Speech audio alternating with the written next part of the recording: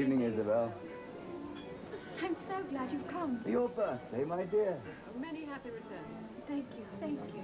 Isabel, may I present my cousin, Francis Lewson? Francis, this is Lady Isabel Vane.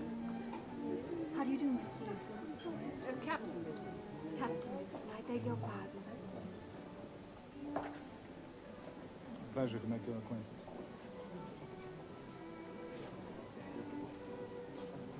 Do you really want to win my pardon? Oh, yes, please. And will you do me the honor of dancing with me? No. Oh, but I can't. I have to greet my guests, and they're not You mean all you're not here engaged for this dance? yet. No. Then, ma'am? I would think myself a criminal if I were to miss this opportunity.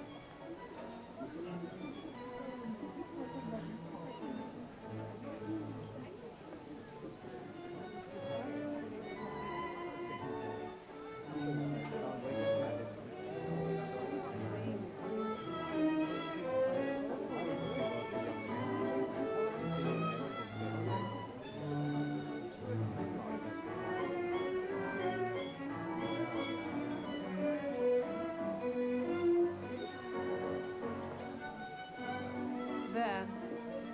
What does there mean? It means Francis is irresistible. Oh, is he?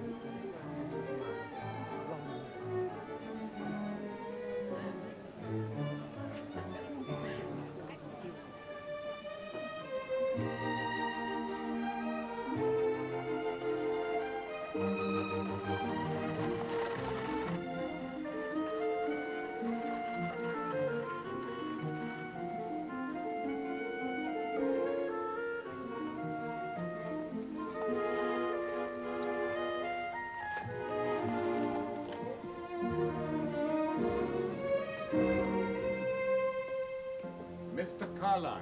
Ah, Carlyle, happy to see you. My lord. You perceive I cannot rise. My old enemy, the gout, has taken possession. Claret. No, thank you. All right, thank you, Carter. Sit down, sit down. Bill said that you wanted to see me. What can I do for you? A rumor reached my ears, my lord, that East Lynne is in the market. Are you here on behalf of my rascally creditors? Not at all, my lord. I am here on behalf of myself. Egad, lawyering up is its bad work. Nor is it. But you must remember my uncle left me a good fortune and my father a large one. The proceeds of lawyering also. In part, and partly the fruits of successful speculation. Yeah. I have been looking for a property to invest some money upon, and East Lynne would suit me very well, if it is for sale. Before we proceed, I must make one condition of sale quite clear to you. If you buy East Lynne from me, it must be under the rose. Ah. The money that it brings after paying off the mortgage, I must have for my private use. I wouldn't get to spend a penny of it if my confounded creditors got wind of the sale. I see. Last night, I gave a ball for my daughter's birthday, on tick. The servants were hard, on tick for the evening. Yes, which is why there's such a disgusting mess in the ballroom now. I understand. If I pay off my debts, I shall be penniless. I shall be bankrupt. Ah, yes. My daughter Isabel. She sings well. Open the door. You'll hear her better.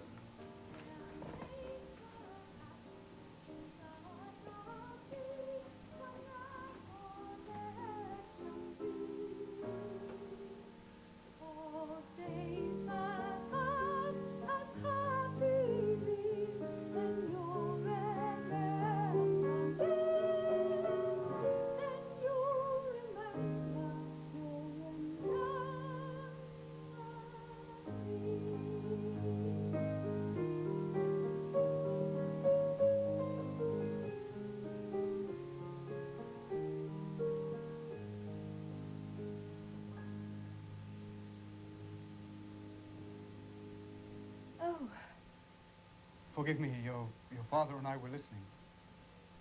We meant no harm.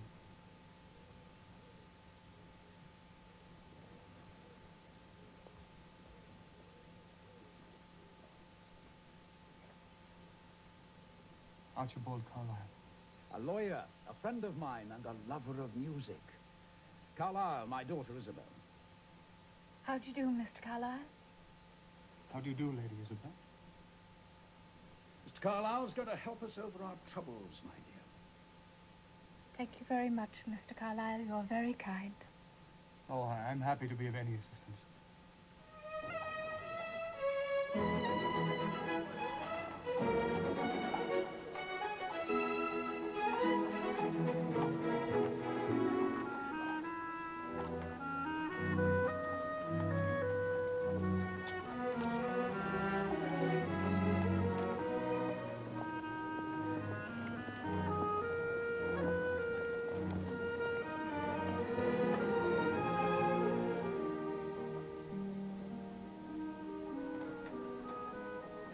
Beautiful young lady to see you.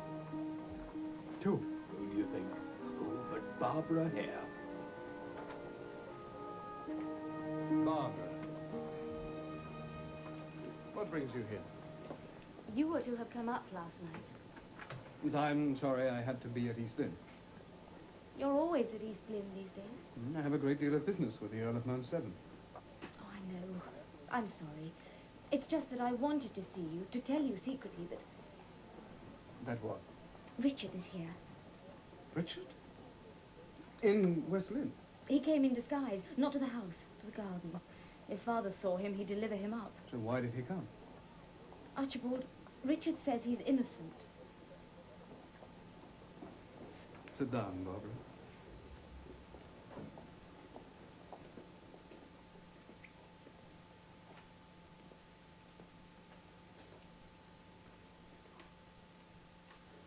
He says he was not in the cottage when the murder was committed.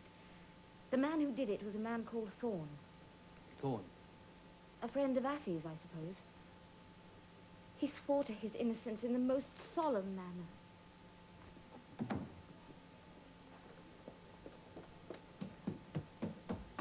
Mr. Dill? Yes, Miss Carlyle?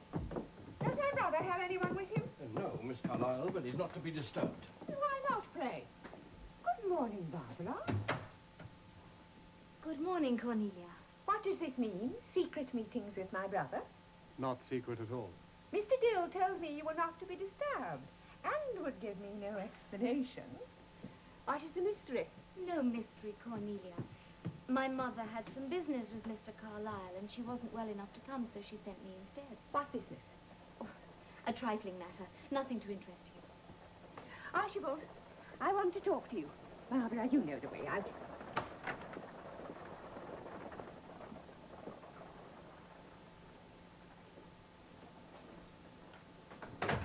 Now, that young woman is out to marry you, Archibald. What? Oh, you may not know it, but she is. What was she doing closeted in here with you? I shall sit here till you tell me.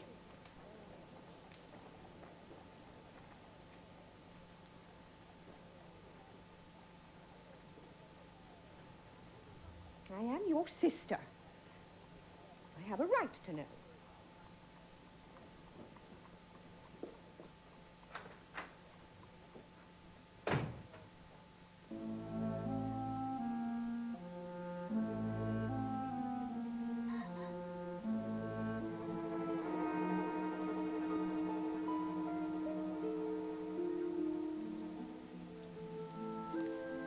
How fresh it is after the rain.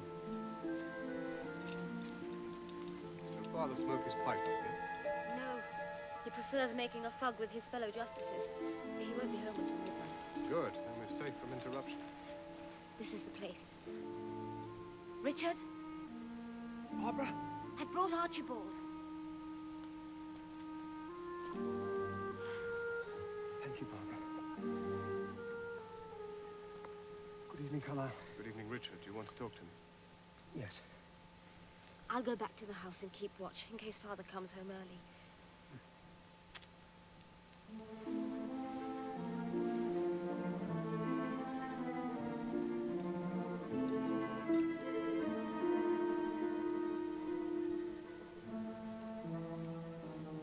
Now, I did not kill Hallijohn. who did? Thorne. Captain Thorne, I think he called himself. Thorne. No, I don't know the name.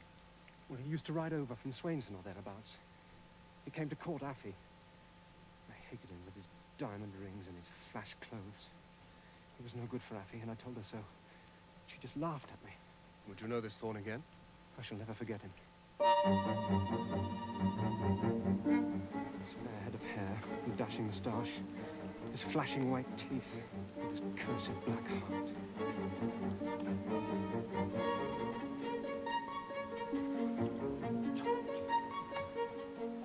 I tell you, his face is burnt into my mind. Good, if we can find him.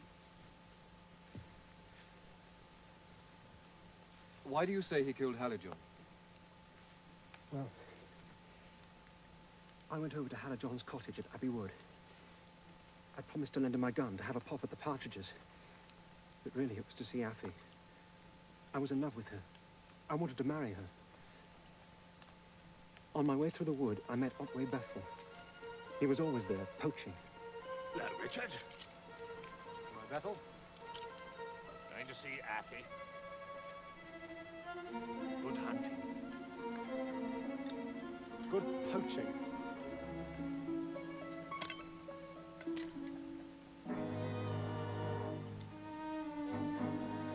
I saw Thorne's horse near the cottage.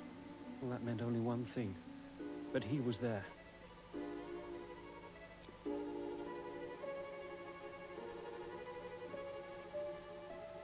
I loved her so much she could do what she liked with me.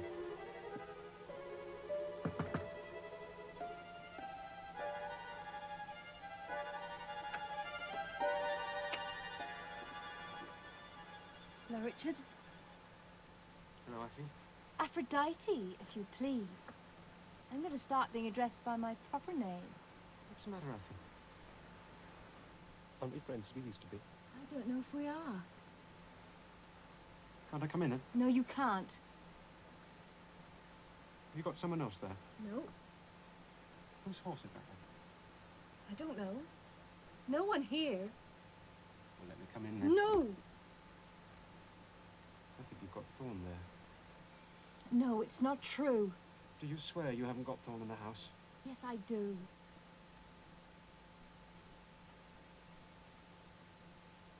I brought your father my gun.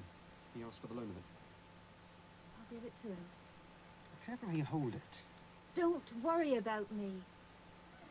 Tell him I want it back in a week's time. I'll tell him.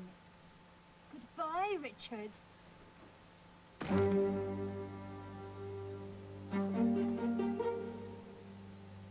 But I didn't go away. I hid in the wood, thinking I'd see Thorne come out of the cottage, and then I could make my peace with Affie.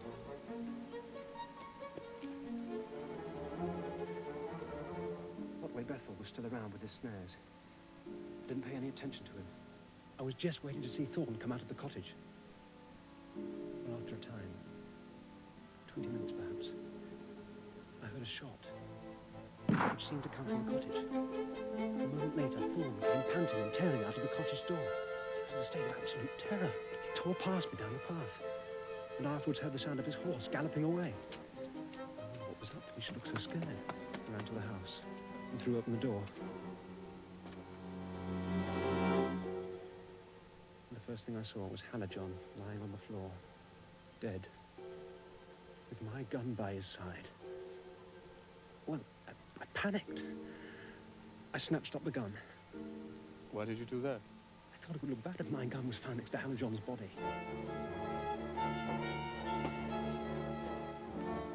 I made off through the door with it. And I saw Bethel coming towards the cottage. I did the worst thing possible. I flung the gun back in the cottage and I ran for it as fast as I could. Oh, it came over me. Nothing told against you so much as running away. All owing to my cursed cowardice. And you've been in hiding ever since. What else could I do? The coroner said I killed him. Richard. At the inquest, Daffy swore there was no one there that day but her and her father and you.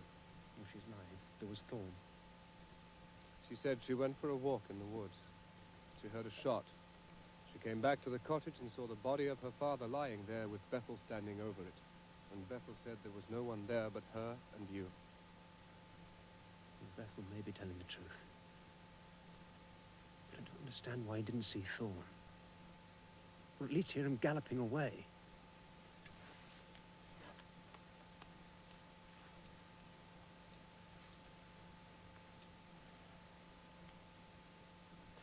I'll talk to him. The person I really want to speak to is Affie. Affie? Well, isn't she here? The whole neighborhood thinks she went off to join you. I haven't seen her since that unlucky day. And that was nearly a year ago. Then the whole neighborhood is wrong. If she went off with anyone, it would have been with Thorne. You wanted to see Joyce Hallijohn, sir. Thank you, Mr. Dill. Now, Joyce, I won't keep you a moment from your duties. I just wanted to, please sit down. Thank you. I just wanted to ask you, did you ever hear of a man called Thorne, who came courting your sister Affie? Half-sister, sir. Yes, I know. Half-sister. Did you ever meet or hear of this Thorne? I heard of him, sir. And I told Affie a person of his rank would do her no good. His rank? What was his rank? Well, Affie bragged of his being next door to a lord. But I don't know. You never met him? No, sir. I only know what Affie told me. And that was precious little.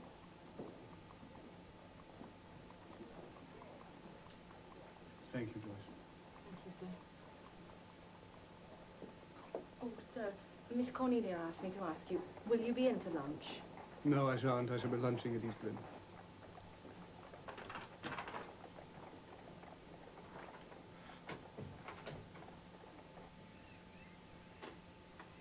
Oh, Papa, I have such news for you. He's got 7 children and he's terribly poor. And if he doesn't raise some money soon, he'll be turned out of his house and all his furniture sold. My dear, you haven't greeted Mr. Carlyle. Mr. Carlyle, I greet you. Now, Papa, you mustn't change the subject. He's got 7 children and he's terribly poor. Who is? Mr. Kane. What, who came to tune the piano? Yes, and who is giving a concert next week on which it all depends. I have the greatest favor to ask you. Will you grant it? Well, you don't ask them very often. What is it? I want you to take me to the concert next week at West Lynne. What, and here rustics scraping the fiddle, my dear Isabel? Oh, Papa, he's got 7 children, and he's terribly poor. Yes, well, I'm poor myself. But if we promise to be present, all the people for miles around will attend. Why? To see us. Well, we're looking for half an hour or so. Oh, thank you, Papa.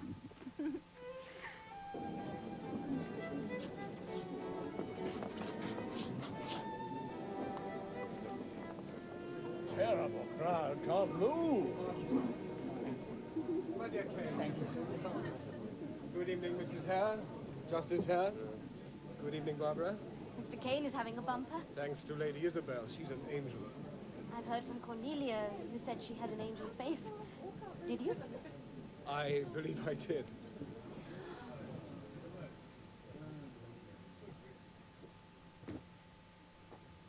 Will you pardon me if I quit you for one moment, Bob? Good evening, Lady Isabel.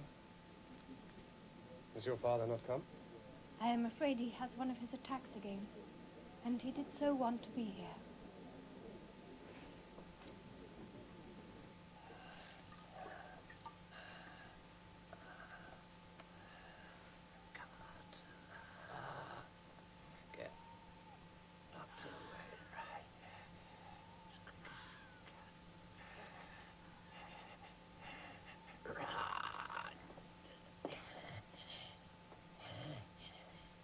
Excuse me, sir. Excuse me. Is he really ill? Yes, my lady. He sent the carriage for you. That's enough. Yes, let us hurry.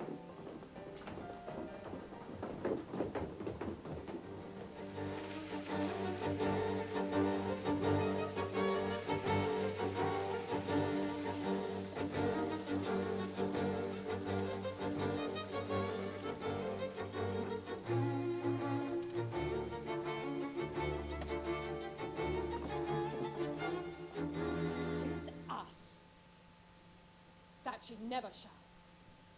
She must, Emma. There's nowhere else for her to live. How could you be cajoled into permitting such a thing? I was not cajoled. I proposed it. I will not have Isabel Vane living under my roof. As you wish, but she shall live under mine. Ah, Francis.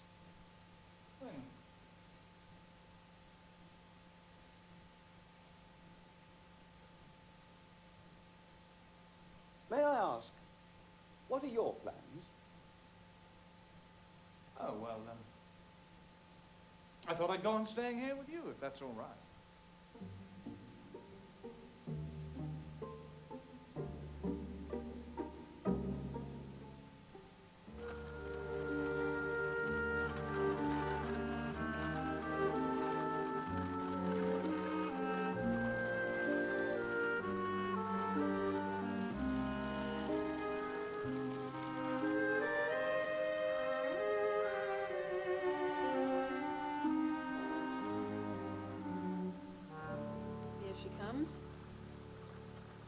Poor relation.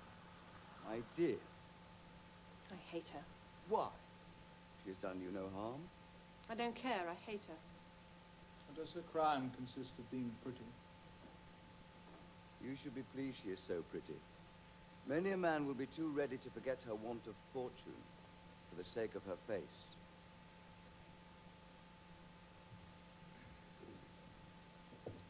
Well, she shall marry the first who asks her. I'll take care of that. Won't be me, I'm afraid. I didn't suggest it should be you.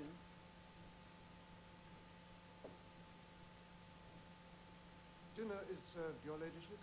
Thank you, Bates. Come, Francis. No. We will wait dinner for Lady Isabel. Yes, your lordship. Emma, if you can't be kind to Isabel, you might at least be polite.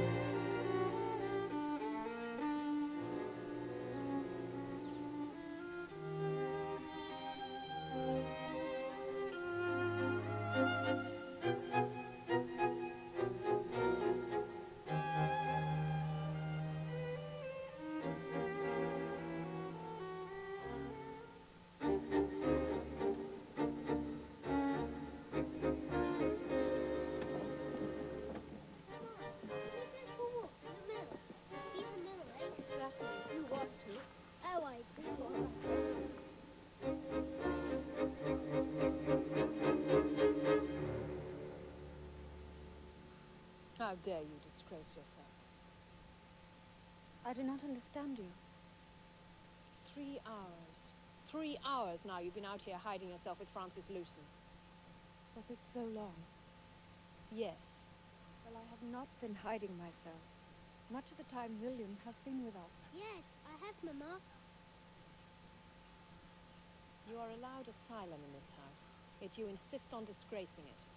What do you mean? You've done nothing but flirt with Francis from the moment he arrived here. You did nothing else at Christmas. I do not flirt. I have never flirted. I leave that to married women. What? There is but one inmate of this house who flirts, and it is you, not I, Lady Mount Severn.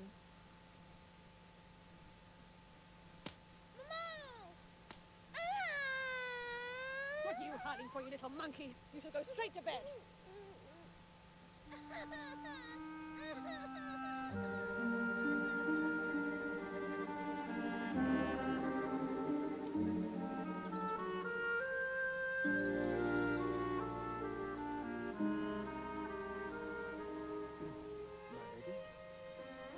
Mr. Carlyle.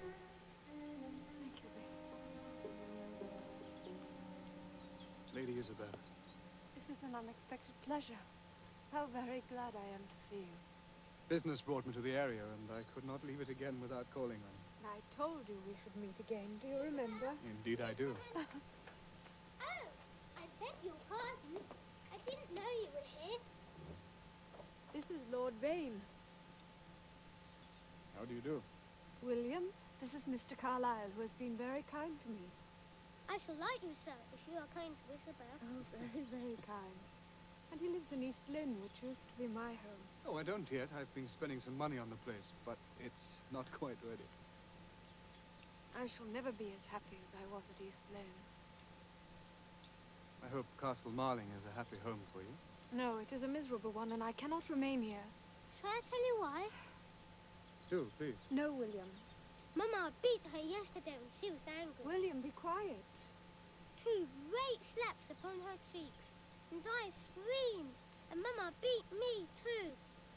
But boys were made to be hit. Nurse says they are. A nurse says Isabel's too good looking. William, you go to your nursery, or I shall beat you too. No, you wouldn't. You're much too kind. Go on.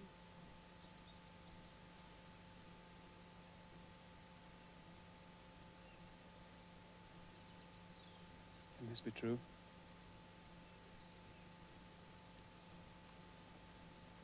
I must help you. What can I do? Nothing. What can anyone do? I wish I could help you. East Lynne was not, take it for all in all, a pleasant home for you. Not a pleasant home. Oh, indeed it was. I would that I could awake and be there again. It would be a very Eden to me now.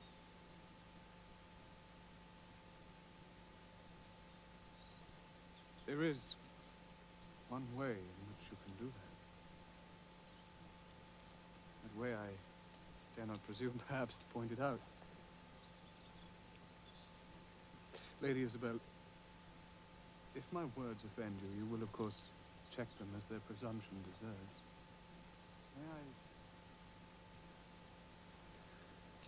Dare I offer you to return to East Lynne as its mistress? As its mistress? As my wife?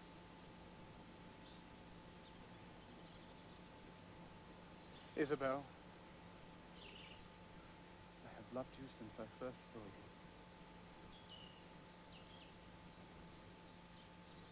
you. Lady Mount Severn.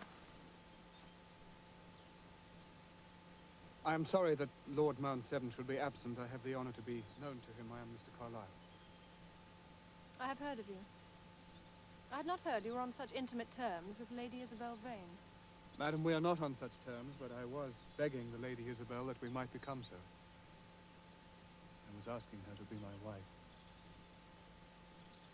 How very grateful Isabel must be to you. I take it she has accepted your proposal. Will you give me a few hours for consideration? I'm delighted to hear you speak of consideration. May I come back this afternoon? You may. It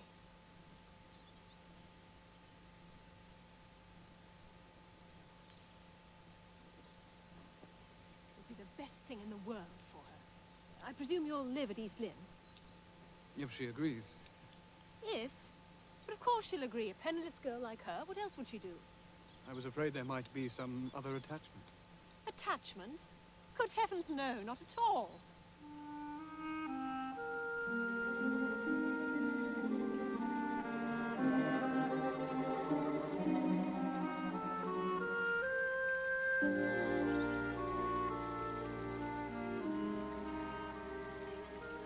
Morning. Francis. Elizabeth. May I speak with you? Of course.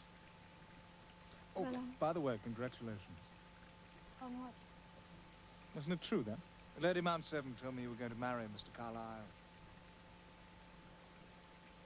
You are premature in your congratulations. Oh, am I? Oh, I'm sorry. Well, Emma told me for an absolute fact. There you are. No. Oh. Well, I hope you bring it off, Isabel, for your sake. East Lynne is a place to be coveted. And Carlyle's an out-and-out good chap, one of the best. Yes. I think it'll be good for your future. Well, I wish you all the happiness. Oh, if I must, I'll keep my wishes until the right man comes along. I myself am quite beyond the pale, of course. Cannot hope to indulge in the happy state. But I have my dreams, like others. But a poor man with uncertain prospects is doomed to play the butterfly. Perhaps to his life's end.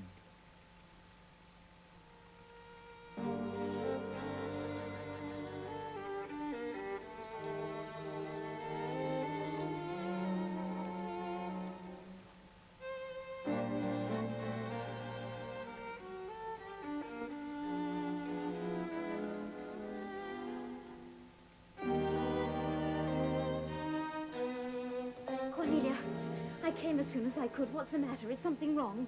Well, why are you here? Barbara, a misfortune has befallen us. Archibald... Don't tell me he's had an accident. Worse, he has run mad. What? Archibald has gone mad and married Lady Isabel Vane. Don't believe it. They were married at Castle Marling by Lord Mount Severn's chaplain. It seems an unsuitable match. No, as Beauty and the Beast. Well, I have taken my resolution. I have moved here and discharged those 5 dandies of servants he hired. I dismissed the lot and moved myself and my servants here this morning. A fine household Archibald would have with that baby, befrilled, bejeweled, and becurled to direct it. Will she like that? If she doesn't like it, she can lump it. Are you sure you're not jealous of her? Perhaps I am. But if you had brought up a lad, as I have brought up Archibald, and loved nothing else in the whole world, you would be jealous.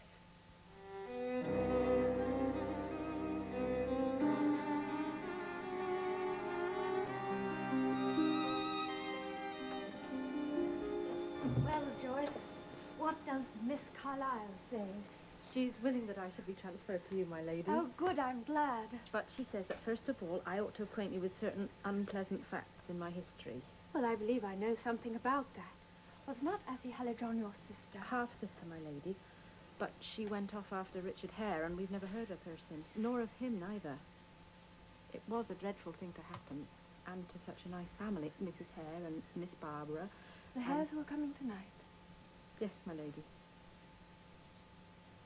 And is that the same Barbara Hare that I heard you gossiping about the other day?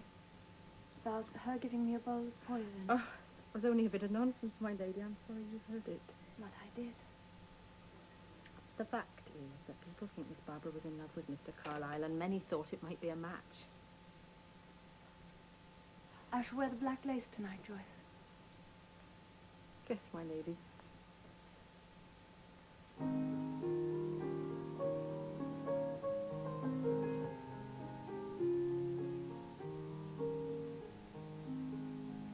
When coldness sought to stage our flight, of beauty now they find, and dearest thought of faded eye, which burns within your eyes, when hollow hearts shall wear our masks, 'twill break your own to see.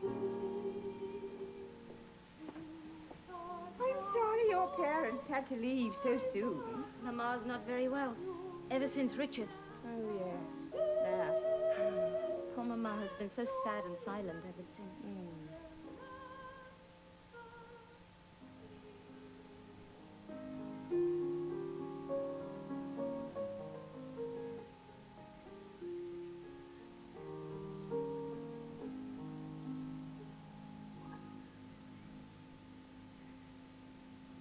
There, I have sung you at least 10 songs. You ought to pay me for them. And I shall.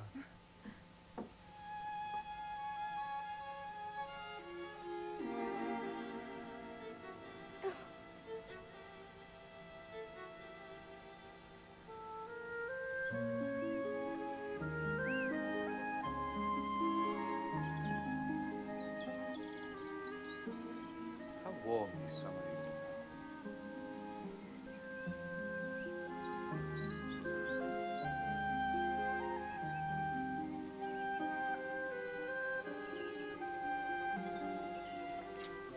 When does the justice begin haymaking? Barbara? I asked you when your papa cuts his hay. Barbara.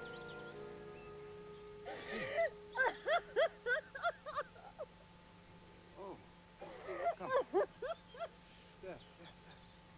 There, what's wrong?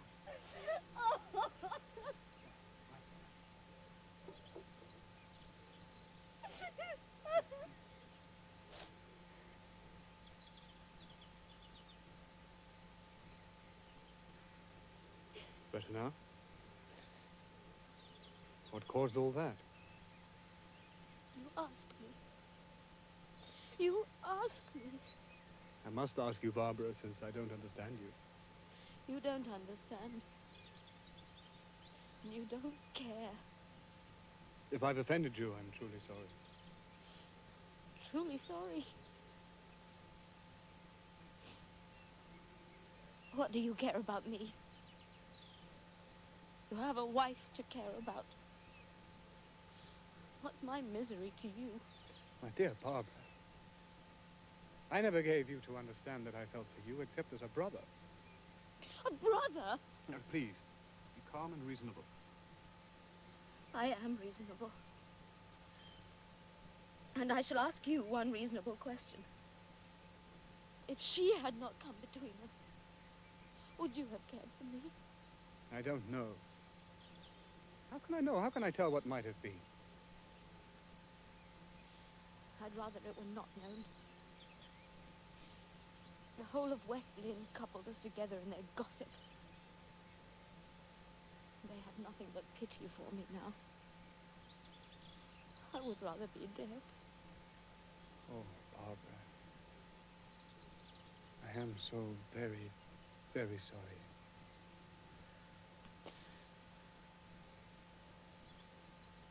I only hope we can be friends. As good friends as ever we were.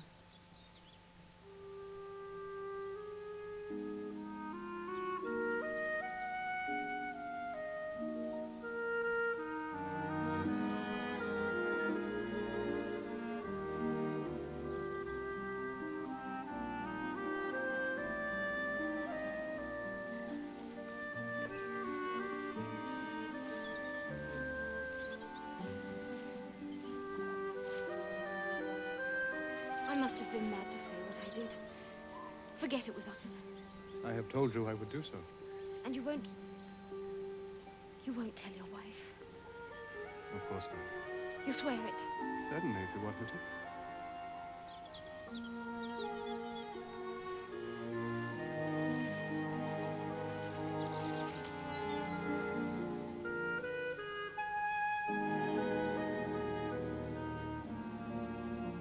Shall I play the piano again? Not for my sake. Do you like that toy? Yes. Yes, I do. An expensive toy he bought you. 120 guineas it cost. I thought it would pass the time. Archibald is so long. Barbara Hare is an old friend. It's very pretty. Yes. I wonder Archibald never fell in love with her. He's far too sensible to fall in love. Until he went mad and married you. The most expensive toy of all.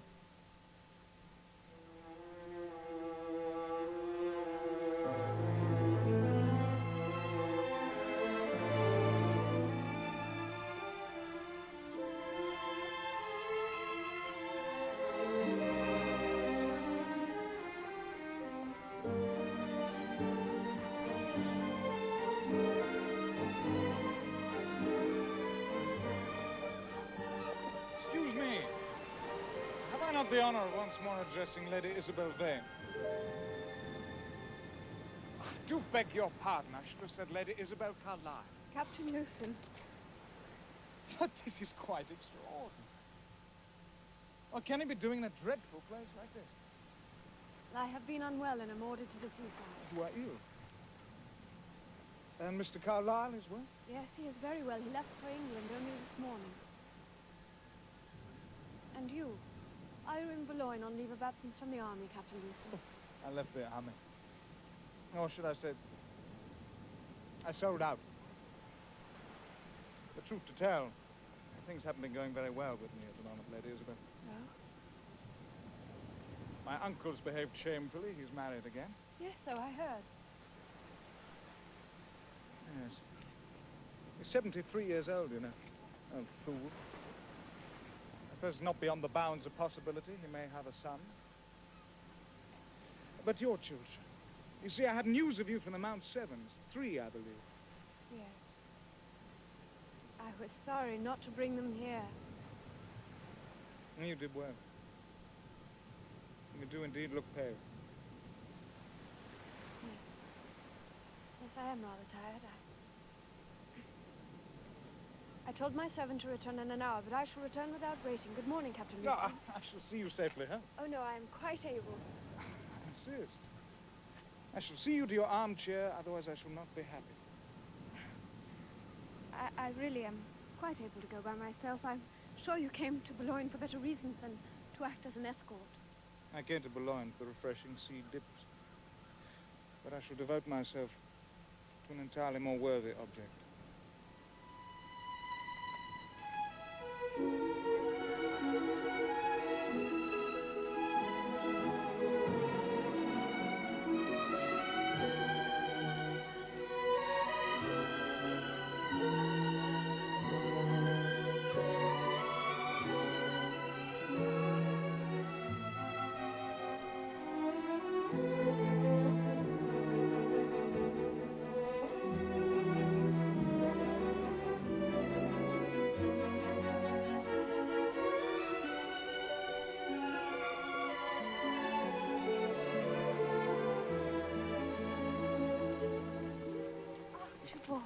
My darling, Oh,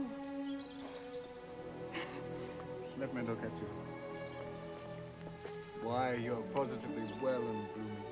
Yes, I am much better. But why didn't you write and tell me you were coming? I would have been at the boat to meet you. I started too suddenly. I beg your pardon? Oh, this is Captain Newson, Lady Mount Severn's cousin. I wrote her that he was here. Oh, yes. Yes, we've met, I believe. I've been escorting your wife on some of her walks. She's so much stronger. Yes. I'm much obliged to you. Won't you join us? Oh, please. My duty is complete.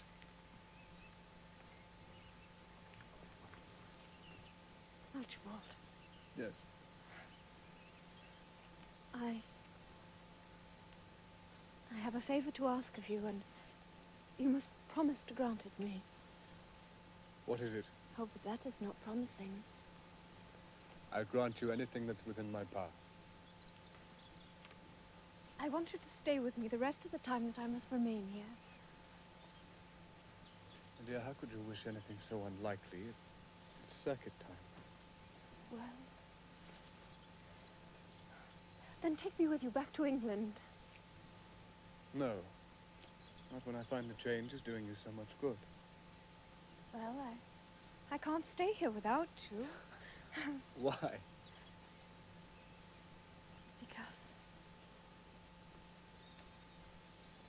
Because I'm so dull without you. We must get you to amuse her, Lucy. I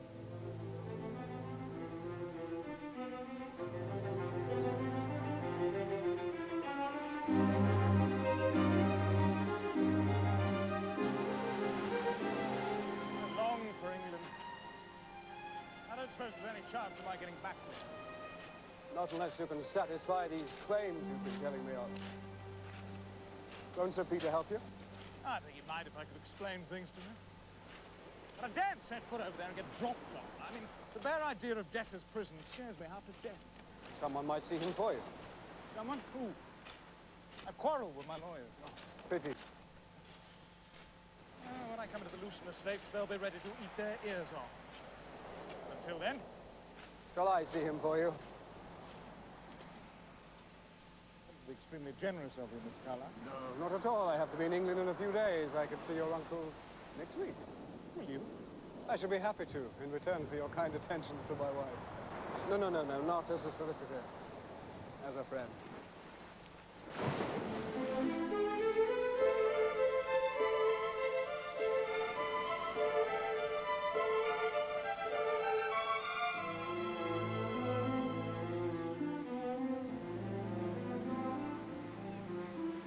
Remember when we drove through the forest together? You and I, Mrs. Vane and the others. Yes. Well, you drove Mrs. Vane home badly, I suppose. For she swore that you should never drive her again. I drove her recklessly on purpose. She's perfectly suited to her name, you know. Vane. She's the most capricious, exacting woman I've ever met. Dear Emma. I did it to pay her out. Why? What had she done to you? She put me into bad humor. Saddled herself upon me when I wanted another to be my companion. Blanche Challoner. Blanche Challoner? Can't you guess better than that? Isabel. The past is gone and cannot be recalled. But if ever two beings were made to love each other, you and I were. I sometimes thought that we... Let me speak, Isabel. No. A few words, a few short words, then I have done forever. I would have declared myself had I dared, but my uncertain position, my debts, my inability to keep a wife, these things weighed me down, made me crush the hope within me. I will not hear this, Captain Newsom. I knew I loved you, but not how passionately until you became the wife of another. How dare you? I've said it can do no harm. Neither you or I are likely to forget that you are a wife. I would have avowed my affection to you at first and not let you throw yourself away on Carlyle. Throw myself away? Mr. Carlyle is my very dear husband. Look at him. What are you by his side? You forget yourself. I do not. You would not speak this way if Mr. Carlyle were here. I bid you good day, sir.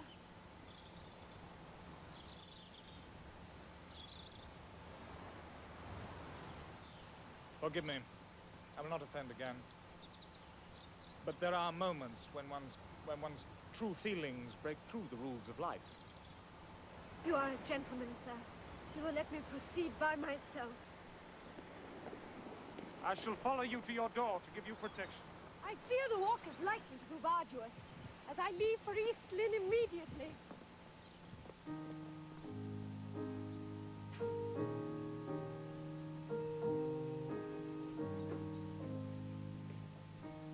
Isabel, I suppose we have rooms ready for visitors. Yes, I believe so. Good, because I'm expecting one. I forgot to mention it earlier. Oh? Who is coming? Captain Lewison. Who? Francis Lewison. His uncle consents to see him, but his aunt absolutely refuses to have him at Lewison Park. So I've offered to give him house room here. Archibald, I do not wish him to stay at East Lynne. It'll only be for a few days.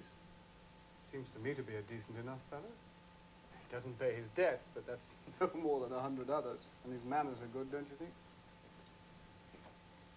Archibald, please. Isabel, you will welcome him. I will receive him if you wish me to. I will never welcome him.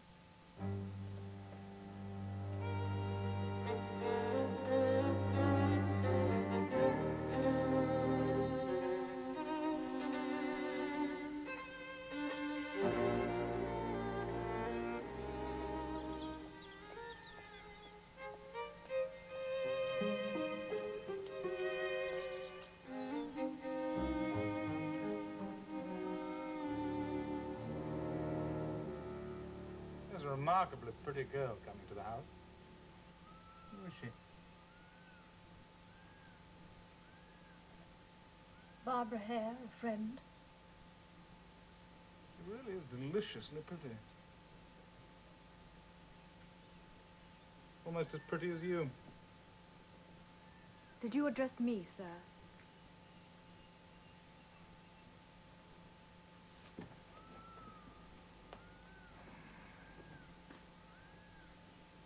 It was merely an observation. But I fancy you heard what I said.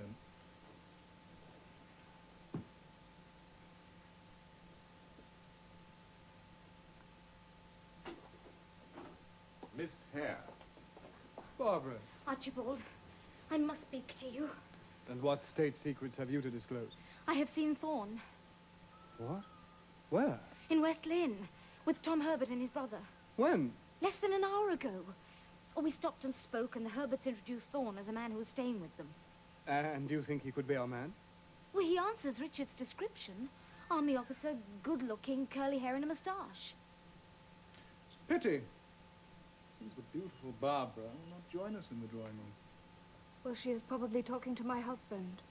Or to Cornelia. Aren't you jealous? I mean, if she was talking to your husband. She is probably talking to Cornelia. They are old friends. Ah, it seems it is not Miss Carlyle.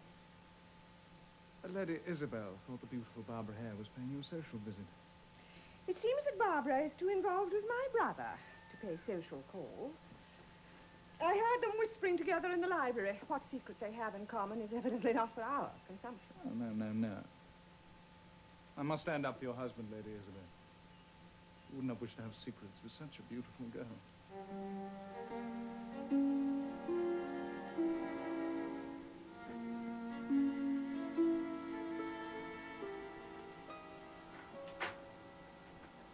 A gentleman to see you, sir. Captain Thorne. Bring him in. Come in, please. Good of you to come so quickly. Do sit down. Were you not in West Lynne some years ago? I believe I was in the neighborhood a few years ago. Why? I'm inquiring for my own satisfaction into a sad affair that took place, 7 years ago. Yes. 7 years ago I was here. But I tell you in confidence, I don't wish to have it known. An affair of gallantry. Yes, and the girl was Affie Hallijohn. Affie who? Affie Hallijohn. You are mistaken. Never heard the name in my life. Wilson, was not that Miss Hare who came to the door a moment ago? Yes, my lady. She wanted to see the master. I told her your ladyship was at home, but she wouldn't enter. And did she leave any message? She said she hoped to see him this evening.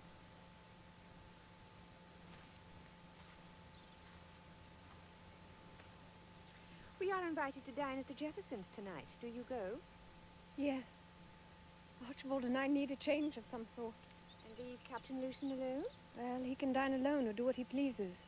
Are you going to the Jeffersons? No. Well, then there is no difficulty with Captain Lewson. I do not want his company. I am not fond of him. I would go to the Jeffersons, but that I should require a new dress. Yes, I want one too. You? Why, you have 24 or more. Wilson, Yes, my lady. will you send to the dressmaker, telling her I wish to see her as soon as possible? Wilson, you will do nothing of the sort. You may go, Wilson. Yes, madam.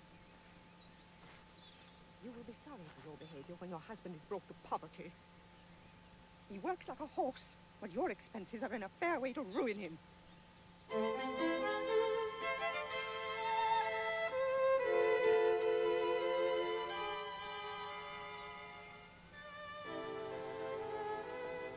But I better stay away until the goblin is gone. Oh, I hate her.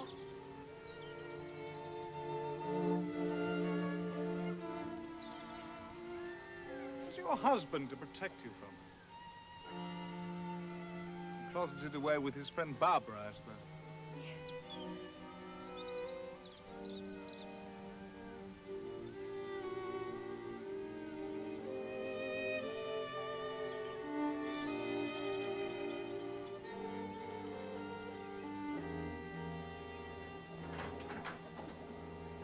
Barbara. They told me at the house you were here. I have a message from Richard.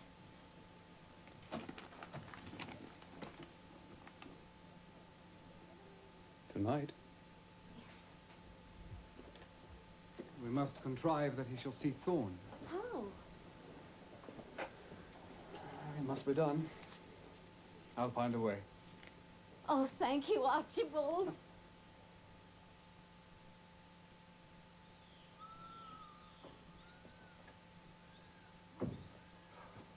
Did you forget? The Jeffersons dine at 6. No, but it was impossible for me to get here sooner. You must dress quickly. Isabel, I can't come with you. Why so? Some business has arisen. What business? Some important private business. I must snatch some dinner here and rush back to the office. To meet someone? Yes. Who? Isabel, you must not be vexed. I assure you it's no fault of mine. I am sorry it's happened. But you never return to the office in the evening. No, but this is something I can't delegate. Shall you join us later? I believe I shall not be able to do so.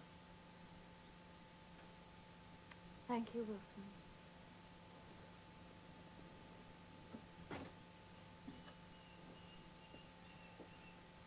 What time do you expect Lady Isabel to return?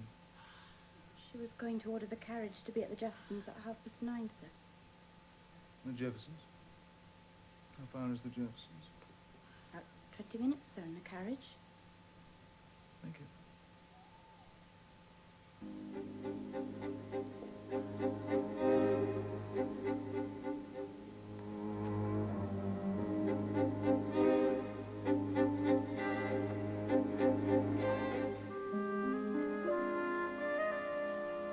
Barbara, you must watch for your father. Richard's inside. You showed him Thorne. Yes, And? it was not the man.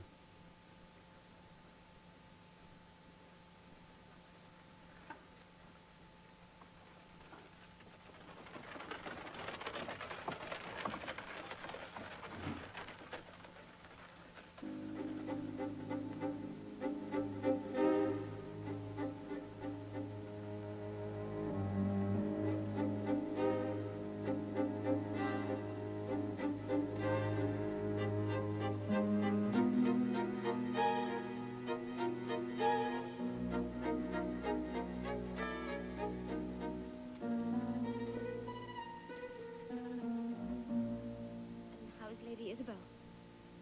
Very well, I suppose. She's dining at the Jeffersons tonight. I ought to have been there, but... Oh, Archibald, I am sorry. Forgive me.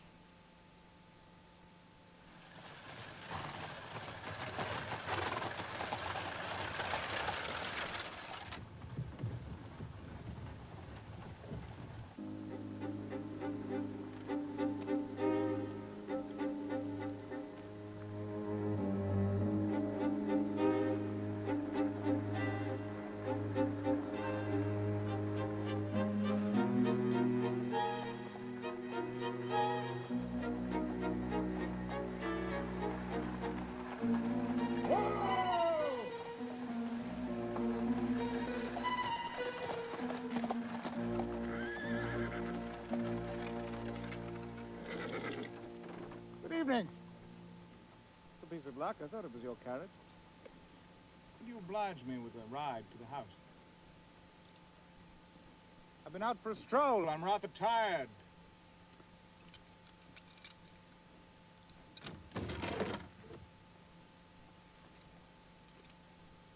I did not know you. What is that thing that you have on? It is like a disguise. Disguise? No. No. I've no creditors in the neighborhood of East Lynne.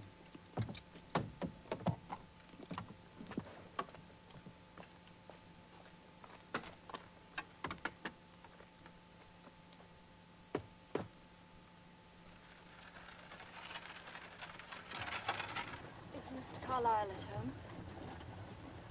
I believe he's more agreeably engaged. In what manner? Do you wish to know? And what are we going to do now? The first thing is the same as it always was, to find the real thorn. As I was walking by the hare's place just now, I saw two people enjoying a moonlight tete-a-tete. Couple lovingly. Your husband and the hare girl. I cannot thank you enough for what you're doing for Richard. I fear I've done nothing that's been of any real use to him. Don't say that. You've given him money which has kept him from starving. And you've given him hope. God bless you for that.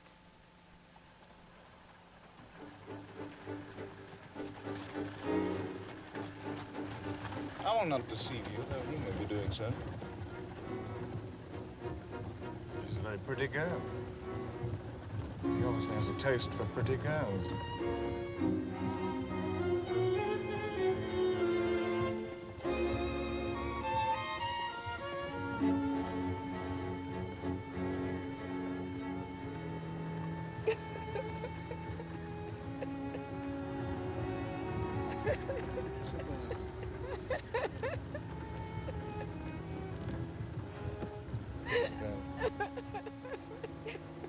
You may have lost his love, but you found mine. He may be false to you, but I shall never be. Leave him, leave him. Leave your life of misery and come to happiness.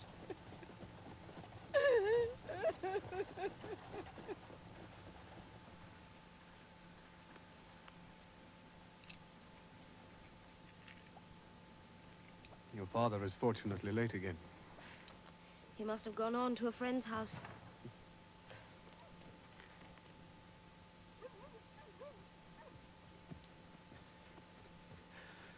I've seen Mother. Now I must go. Dear Richard. Goodbye to you. Thank you. God bless you, Richard.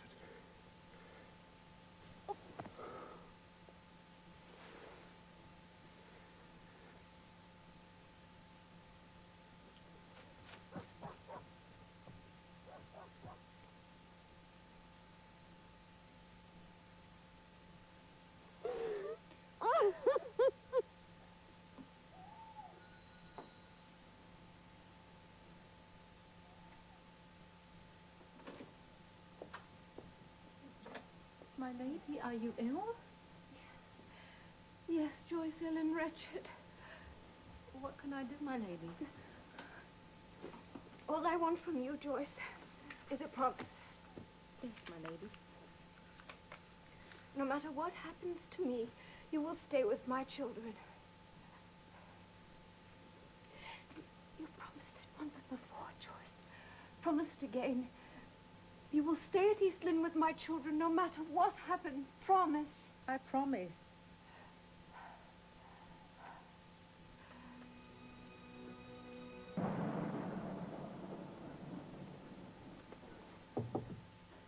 Who's there? Archibald, What's the matter? Is someone ill? I think Isabel might be. I can't find her.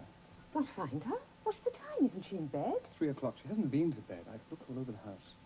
Oh, perhaps she's with her children.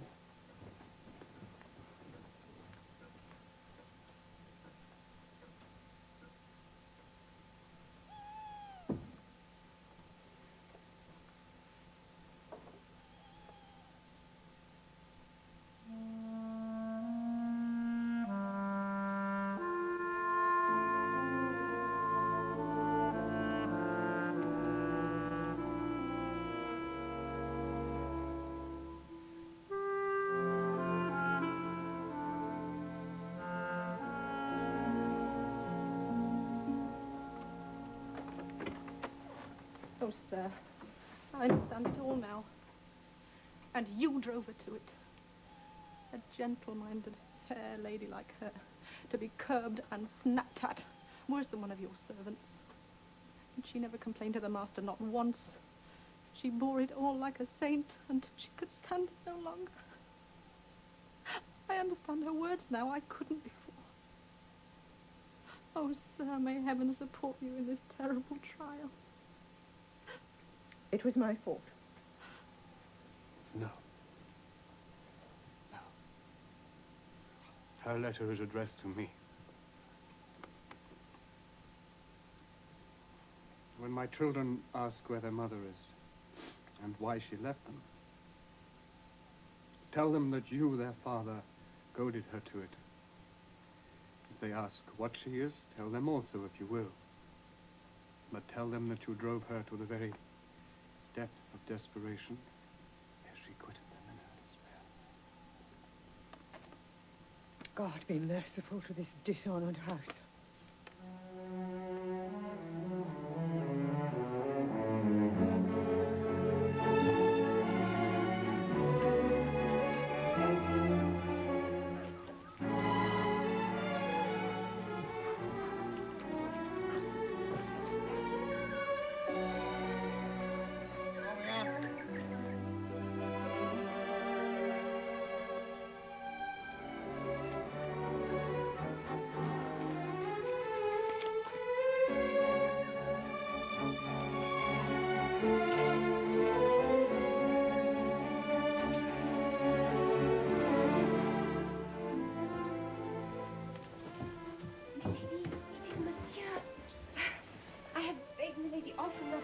For Monsieur would surely come. Milady sees that I'm right. Patience and calmness. Monsieur looks so well. Suzanne, you may leave the room. Yes,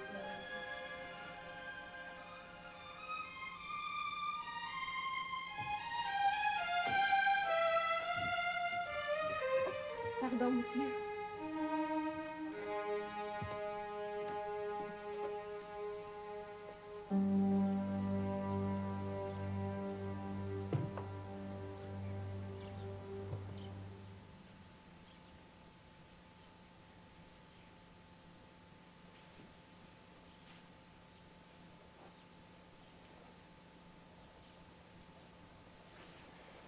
Well, how are you, Isabel?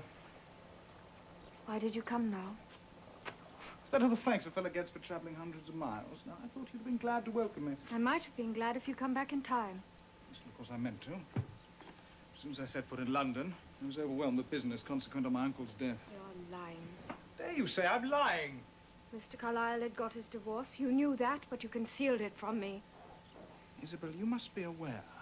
It's an awful sacrifice for a man in my position to marry a divorced woman. The sacrifice would not have been for my sake, but for the sake of the child. Our child. Surely you understand.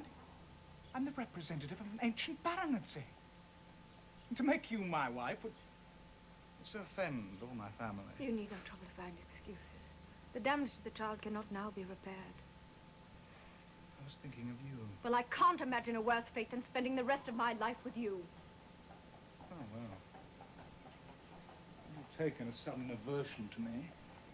That cannot be helped. No, I agree. You kicked up enough fuss once about my making reparation. Oh, the reparation in your power to make could not undo my sin. Sin? Oh, no.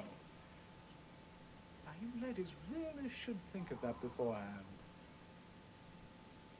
Yes. Yes, you sinned, as you call it.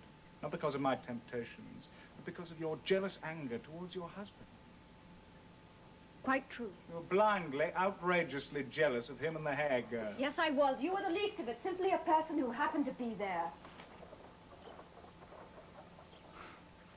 Well, I don't believe for a minute that you had anything to be jealous about. What do you mean? They had a secret between them. They were partners. Not of love. Of business. They were never lovers.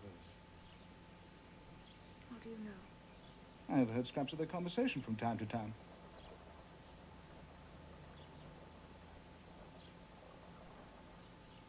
That is not what didn't I? Oh, well. All stratagems are fair in love and war. And where is she? She like me? I would rather have her dead.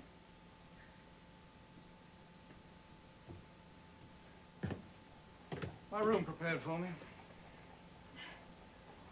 No, it is not. Why not? Now, I don't have to be back in London for a couple of days. The apartments have been transferred into my name. They can never again afford you accommodation.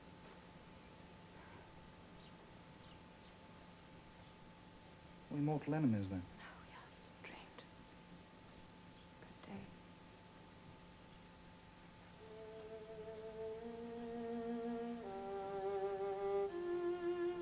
You should take me home.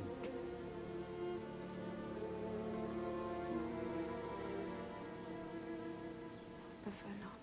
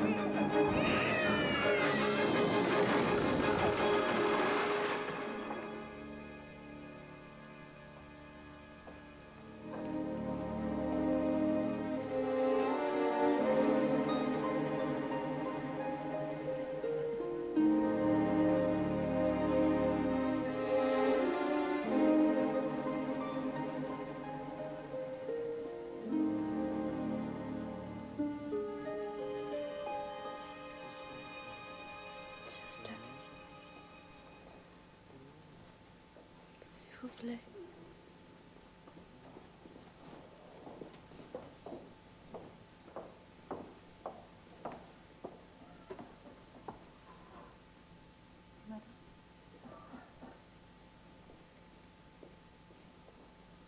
Is my baby dead?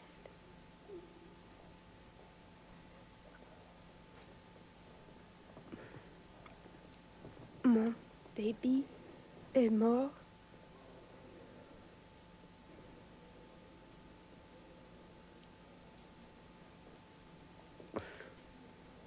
And I shall die too.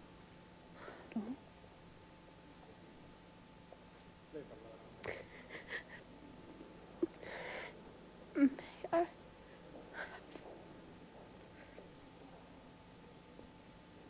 Paper and pencil, please. Papier et crayon, s'il vous plaît.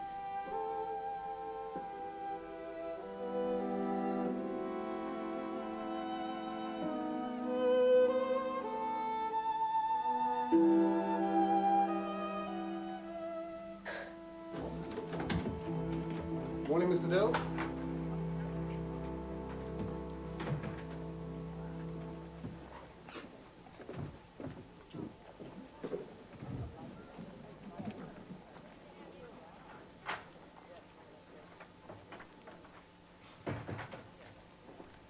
Excuse me, sir. Will you let me ask if you've heard any particular news? Well, of the failure of Kent and Green, yes, I've heard that. No, sir. It's not there. What is it, then? I'm glad that I'm in time. You should have a moment to prepare yourself. For what? It's in here, sir, in the column of the deaths. Prepare yourself before you look at it.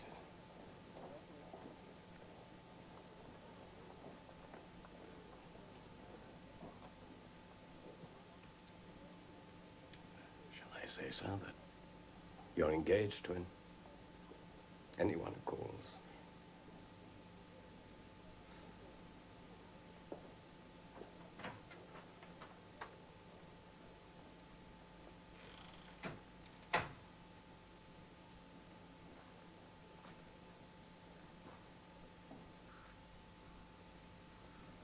my dear, the most dreadful news. Why? What is so dreadful?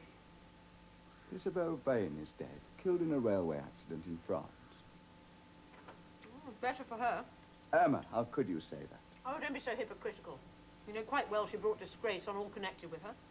No one could ever have taken any notice of her again. Let me read it. If you can. She wrote it when she was dying. Well, we should all be grateful. It is a blight removed from the family.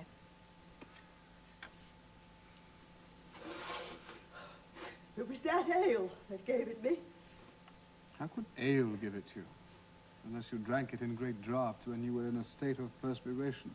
You'll be a baby to the end of your days, Archibald. When do I ever drink great draughts of ale? No, I was down in the cellar this morning, seeing to the tapping of a new barrel, and the cellar struck like an ice house, and I was there for 20 minutes or more. Does it take so long to tap a barrel of ale? No, it doesn't when things are in order.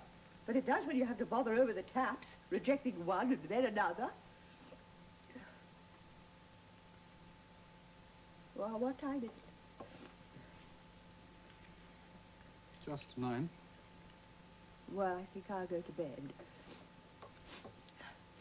There's one thing excellent for a cold in the head, and that's to double your flannel petticoat crossways and put it on over your nightcap.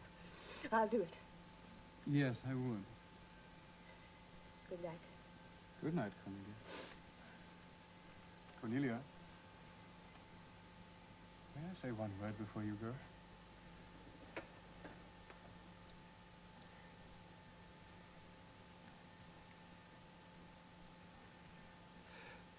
When I married Isabel, you reproached me with having kept you in the dark. Well, if you consulted me, as any Christian would, the disgrace which fell on this house would have been spared to it. I believe you have never wholly forgiven me. No, and never shall. I did not deserve the slight.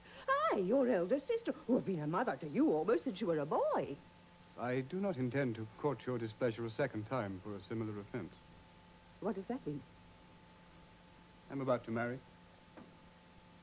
Oh, for the love of common sense, don't go and make such a fool of yourself. You've done it once. Wasn't that enough for you? Cornelia, can you wonder I don't speak to you of such things when you treat me just as you did when I was a child? When folks behave childishly, they deserve to be treated as children.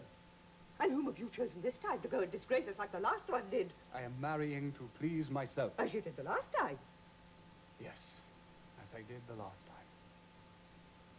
Well, can't you open your mouth and say who it is? No, I have not asked her yet. She may not have me. I know who it is. It's that stuck-up Louisa Channing. Well, you are an idiot. You really are. That may be. And since you are unlikely to approve my choice, you will, I assume, wish to return to your own home. Why, I shall do nothing of the sort. I shall stop here. What's to hinder me?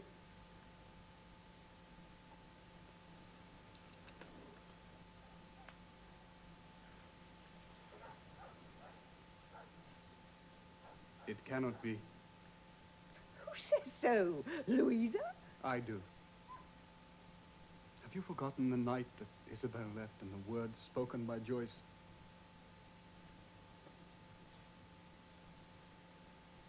You will not find a better mistress of a house than I have made you. Don't expect to. You speak as though you think I'll poison your wife if I stay here. I think I know what you did to my first wife. I'll take care not to run the same risk a second time.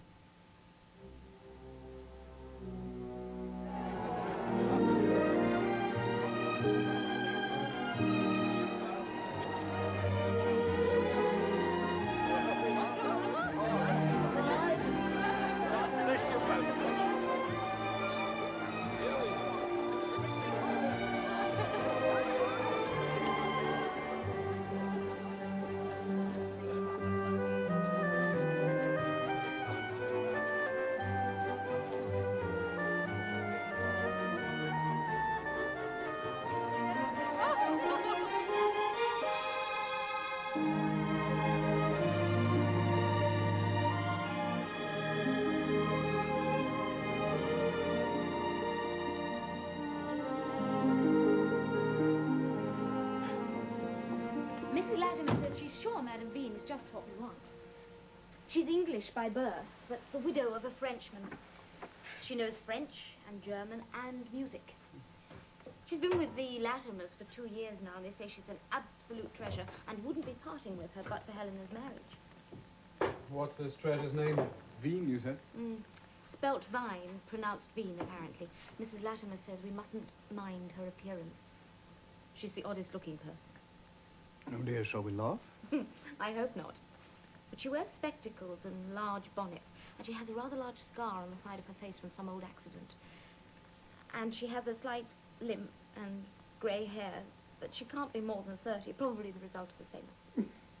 This sounds like the Wicked Witch in a fairy tale. Oh, darling, don't say such things. And you're determined to have her? I think I am. I suppose she might be useful for frightening the children.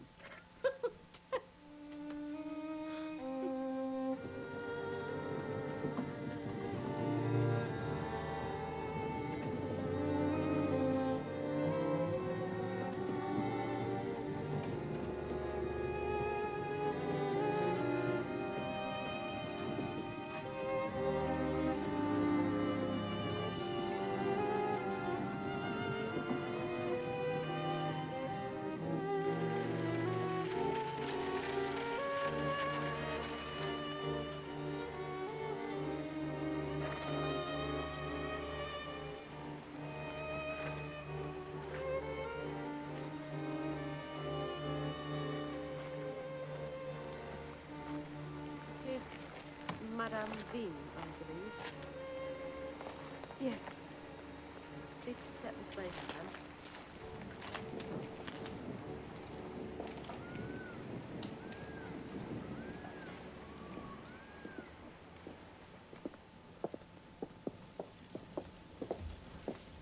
This is your sitting room, madame.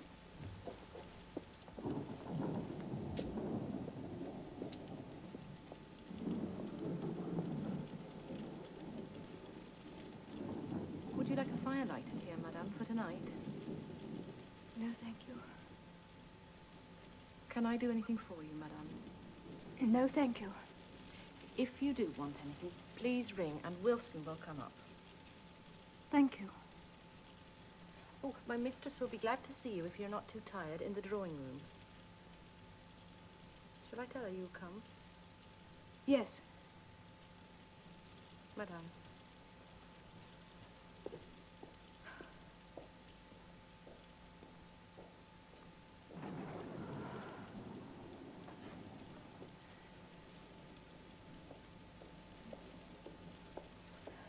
Do you think you can find your way to the drawing room alone, madame? Yes. Yes, I'm sure I can.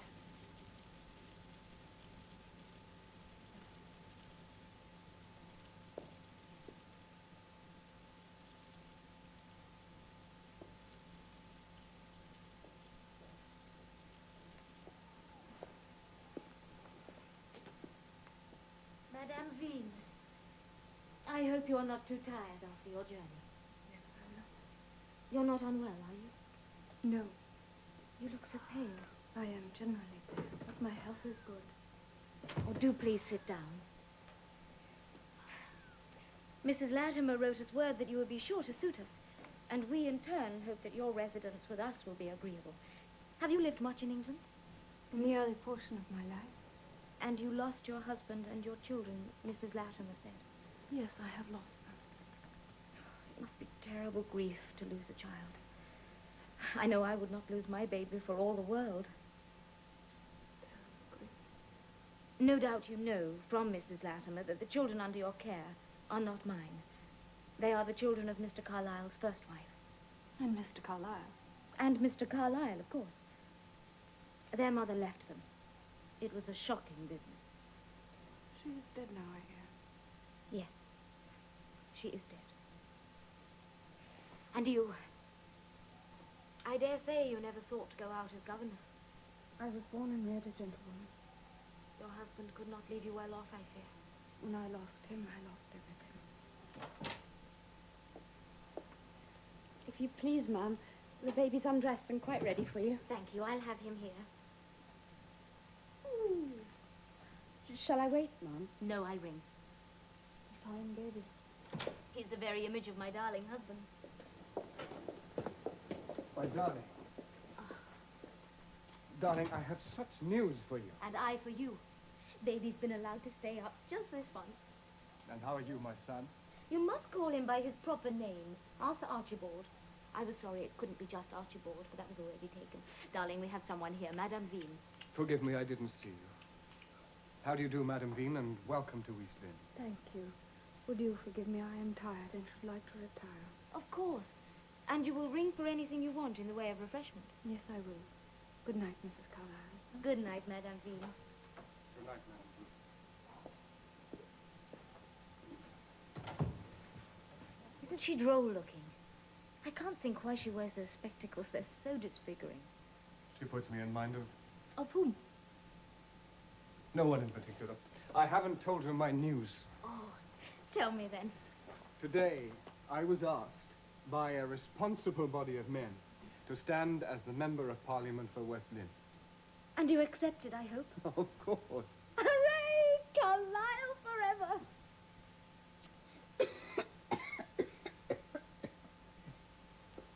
This isn't the schoolroom, you know. Isn't it? The schoolroom's upstairs. This is for our meals and a room for you in the evening. And doesn't Archibald have his meals with us? No, he's too young. And he doesn't have lessons either. But I expect he will soon. Oh yes, when he gets bigger. But he's not big enough yet to do French. You're much bigger than he is, aren't you, Isabel? Her name's Lucy. Why do you call her Isabel? I thought I heard your parents call her Isabel. My name is Isabel Lucy. But I don't know who could have told you about the Isabel. I've never called it, since Mama went away. And, where did she go? She was kidnapped. A wicked man came on a visit to Papa, and he stole her. Papa said I was never to be called Isabel again, but Lucy. Isabel was Mama's name. Mama didn't love us. She wouldn't have left us. I'm sure she loved you very much, William. You can't tell that, Madame Veen. You weren't here. You didn't know Mama. Drink some water, William. It'll do you good.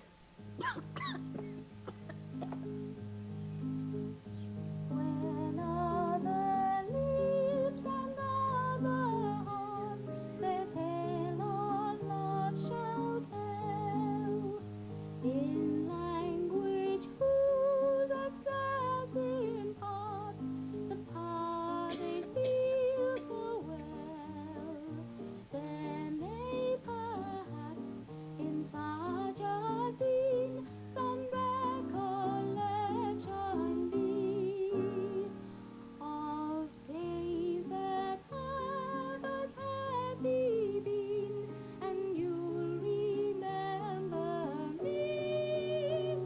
Then you'll remember me.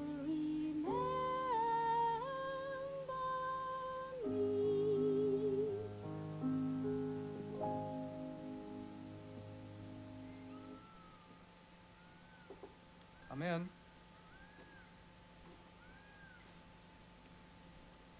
Madame Veen, pray sit down.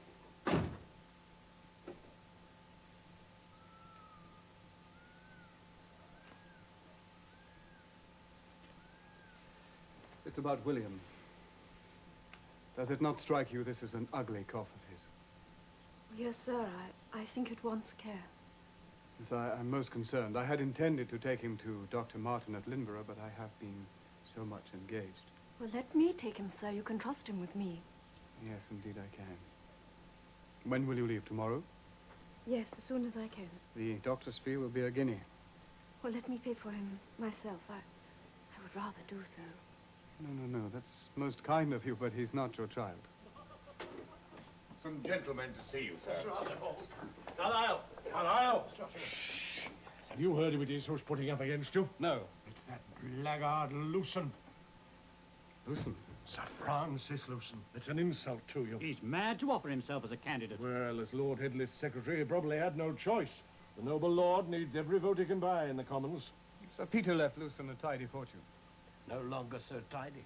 He married an expensive wife.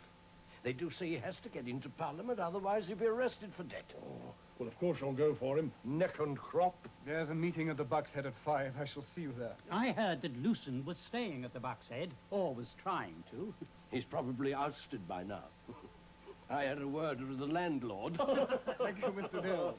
Free and independent voters of West Lynne, I have come before you today to stand as candidate in this ancient constituency. You, sir, be quiet. I come before you today to stand in this borough as your representative for the forthcoming parliamentary elections. I know what times you have had over the last few years. I am aware that you have paid your debts, and your families have gone through in the last parliament.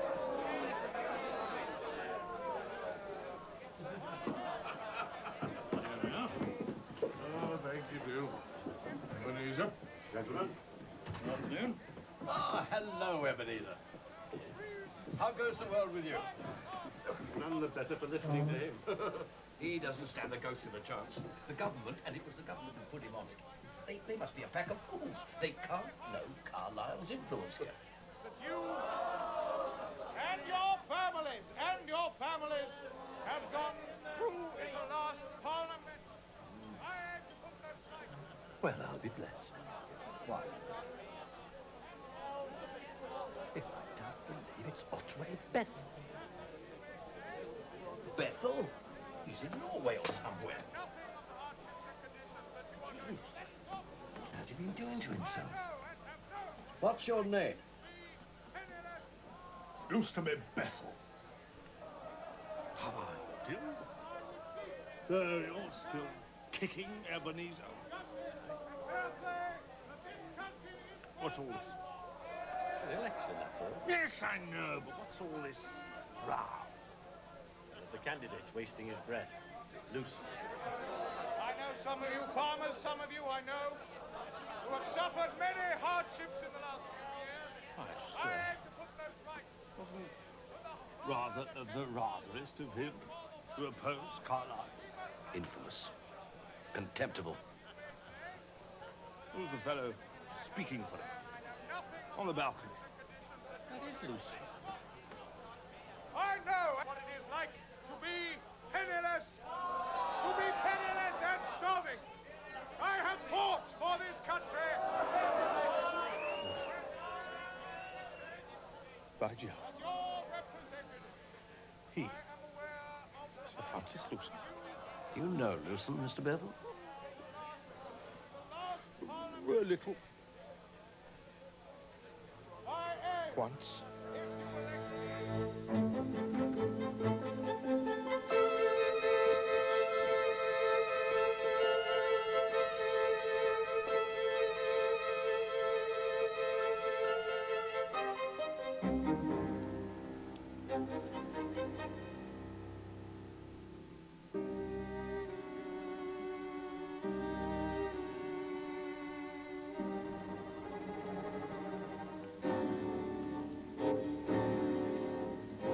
When he wasn't Lucian, but somebody else.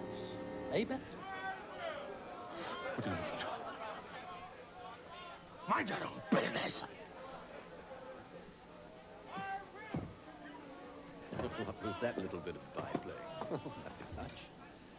Just that baronet there, would-be member for West Lynne, used to dodge about Abbey Wood once.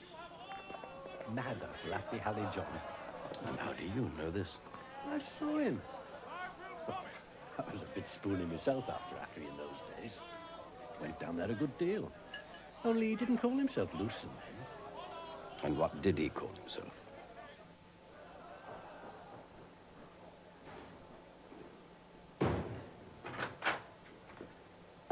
Mr. Archibald, thank heavens you're still here, sir. What's the matter? I found out about Thorne. It's that man, Lucian.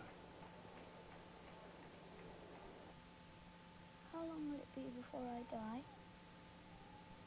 What do you mean, William? Who said anything about your dying? Wilson did the other day. I wasn't asleep. I heard her. Well, Wilson talks great nonsense, you know. She always did. Well, what did Dr. Martin say? He doesn't talk nonsense. He said he's going to see you again next week when he comes to West Lynne. Must be really ill then. If he's coming that far? Yes, you are ill, William. But you'll get better again. Oh, I don't want to die, Madame Bean. I don't want to die. Oh, there, my darling. You're not going to die. You're not going to die.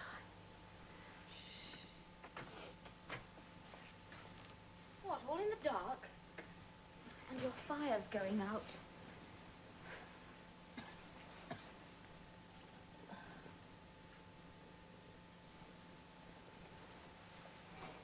Who's that on the sofa?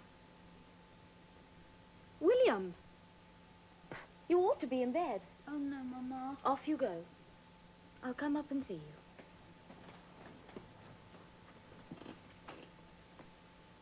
Good night, Madame Bean. Good night, William. Sleep well.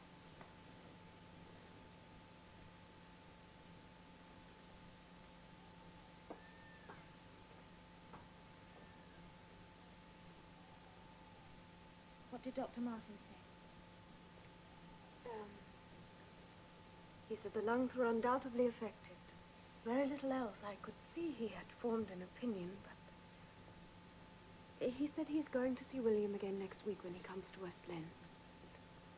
Perhaps he'll tell me, as William's mother. Yes, I suppose he will. On a different topic. May I say that both Mr. Carlyle and I disapprove of your giving presents to the children, toys and things. You must have spent a great deal of your salary on them. Pray do not continue, Madame Bean. I have no one else to spend my money on. You have yourself. Oh, but I must give them a little token of love from time to time. That you're welcome to do. A little token.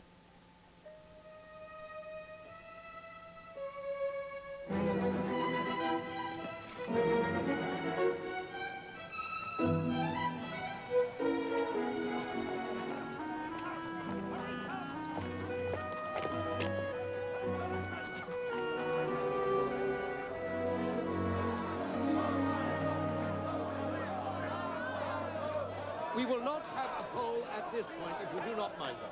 I will try to be. What's going on? They've demanded a poll. Who have? Newsom's men. But it won't do them any good. The show of hands was greatly in our favor. Almost unanimous. Where's Carlyle? Over there, with his wife. Carlyle forever! Carlyle forever? We cannot tolerate a poll at this juncture. It's obviously in favor of my client, Mr. Carlyle. But they insist on a poll. They will not accept a show of hands. Shall I take you out of this, into my office? No, darling, I'll stay with you. You and the government were stupid to go on with it. You ought to have withdrawn in time. I'm no coward, Meredith. Besides, I'm just beginning to enjoy this game. Now I shall go on to the bitter end. How lovely his wife is. I say, Lucy, was his first as good? Terrible crush.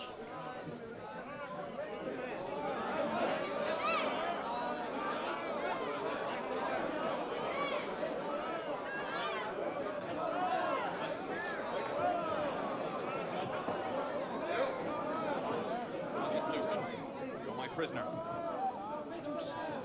Take these things off me at once. Francis Lewson, I arrest you for the willful murder of George Hallijohn. The devil? I've had the warrant in my hand since yesterday afternoon. I couldn't come across you last night.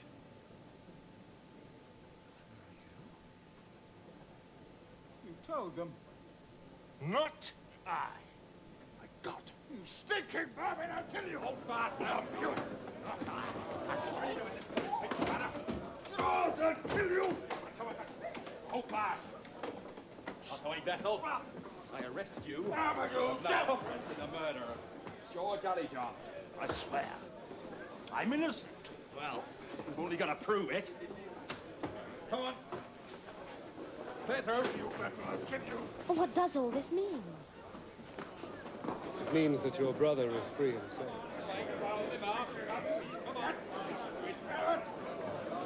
This is your doing, Carlyle! Lucian's been arrested! Hurrah! Hurrah! Lucian's been arrested! Come, please, William. Lucian's been arrested! I beg your pardon. I didn't know you were here, Doctor. I beg your pardon, Doctor.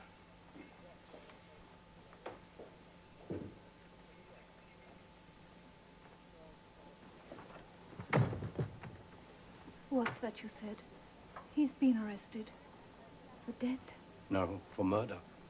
For a murder done 12 years ago that Mrs. Carlyle's brother was supposed to have done. Pray sit down, madame. No, thank you.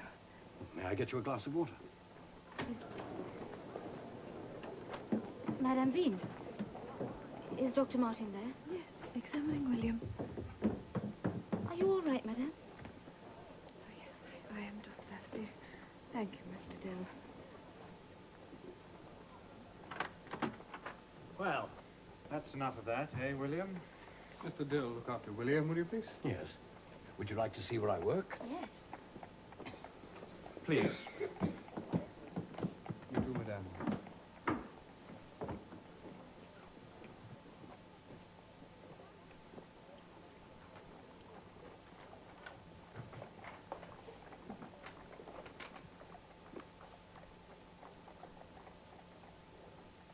Dr. Martin, I must know the truth without disguise. The signs of consumption are showing themselves all too plainly. How can consumption come to him? It's not in the family. Pardon me, your late wife's mother died of it. Her family was sadly blighted by the disease. Is there no hope? None. The lungs are extensively diseased.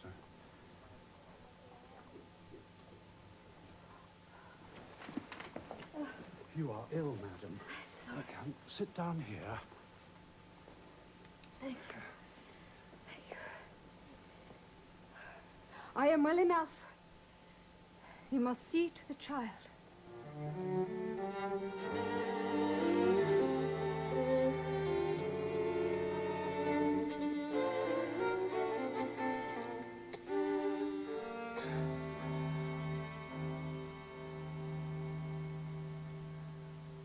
Madame Vine, do you think Mama will be there? I mean, Mama that was. Where do you mean, William? In heaven. She will be there. But can I be sure she will be there? I've nearly forgotten what she was like. Never fear, William. She has not forgotten you. Can I be sure she will be there? You know, she wasn't quite good. Do you think she grew good and asked God to forgive her? Oh, William, her whole life after she left you, her sorrow was greater than she could bear. And what? And her heart broke. What makes you so sure? I know it. But you could only know it by her telling you. Did you meet her abroad? Yes, I met her abroad. Oh, why did you never tell us? What was she like? Well, she was very like you and Lucy. Was she pretty? Yes, she was pretty. Hold me. Don't let me fall, please. Don't let me fall. You can't fall, William. Don't Can't fall. let me You're fall, on the bed. please. Please don't let me fall.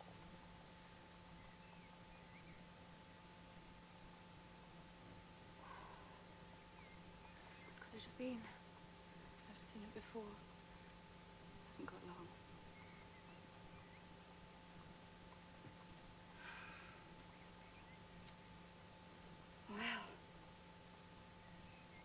wonder how that beauty feels. I'm down in the prison in Edinburgh. I wonder how he feels after yesterday. Head not too firm on his shoulders, I should say. Is he condemned?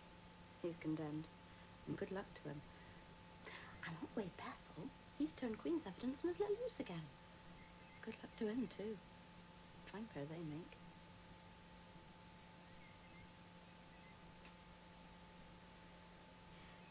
Would you like me to sit here for a spell? No. Ring if you want me.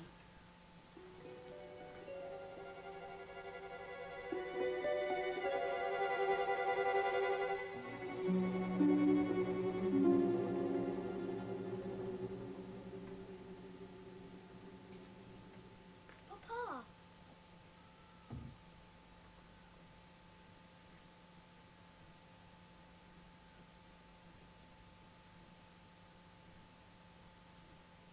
How are you, William? Was, I think. Papa, I want Joyce. Yes, she'll be home soon. She's with your mamma. I'll fetch them off together. How shall I know Mamma in heaven? Not this Mamma. She will be in heaven, you know. Yes, yes.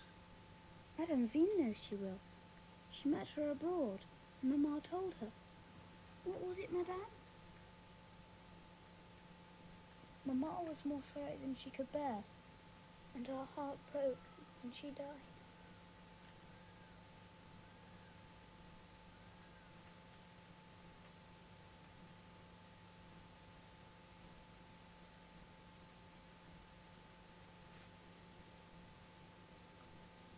I beg your pardon, sir. The boy seemed troubled. I said what he wanted to hear.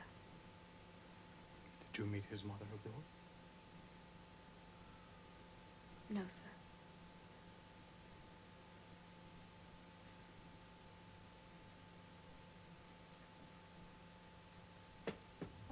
Don't, Papa, please.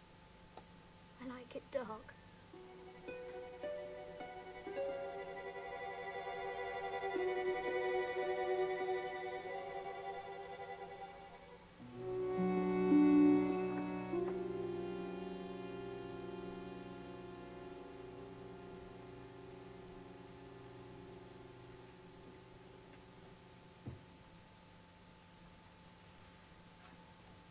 There, William.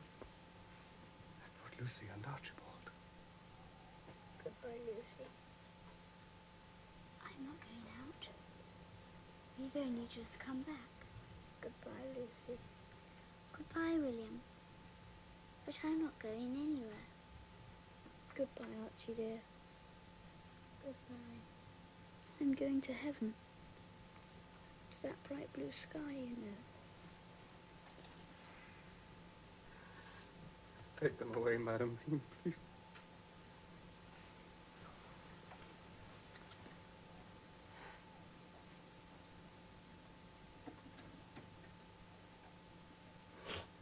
Don't cry, Papa, please. I'm not afraid to go.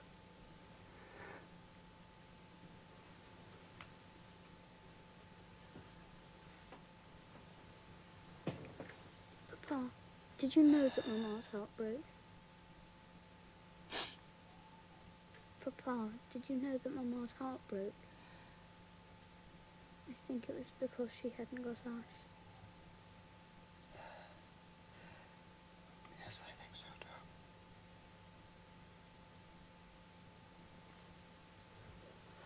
Are you in pain, William? I can't breathe. I can't swallow. I wish Joyce was here. She's with your mamma. I'm going to fetch her. I won't be long. I'll say goodbye to me.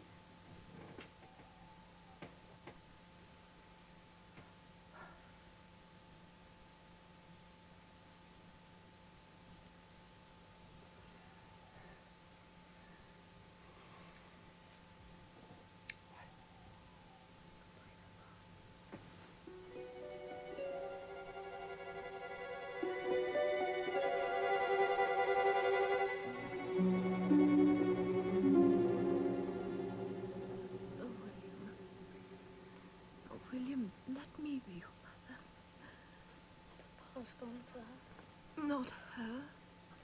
I. William. William. William! Has it been wanting me?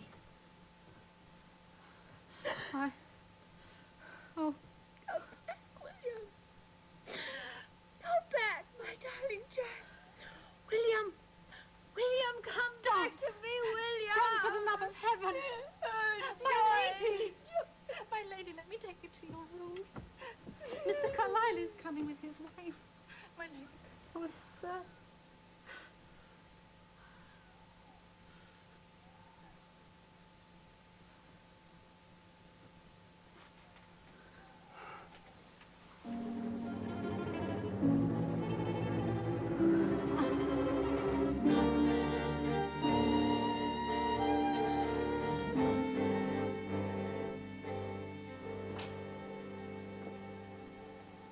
How is Madame Dean, George? I fear she's worse, sir. She sacrificed her own health for William.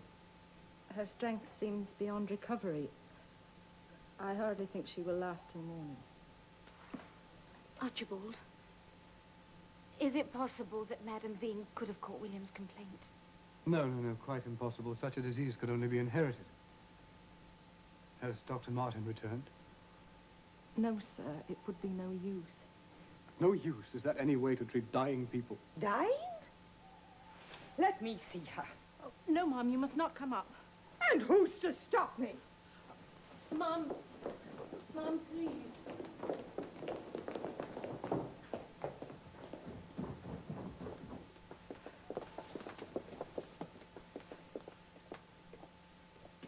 Be good to us.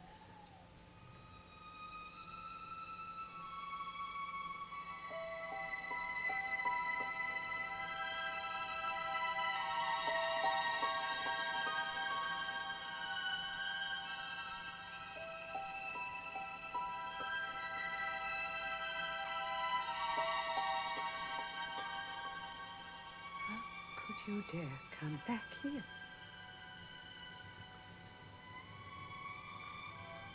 My children. Oh, forgive me. Forgive me. I could have made your home happier, and I wish I had done so. I have wished it ever since you left.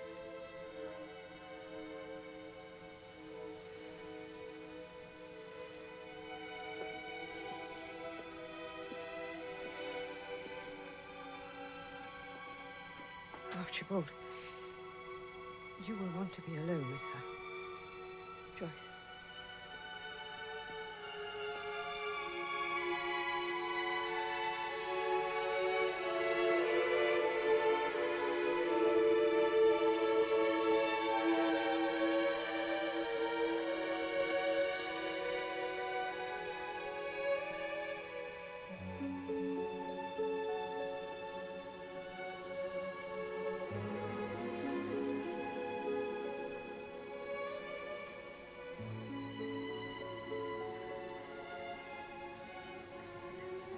Forgive me, too.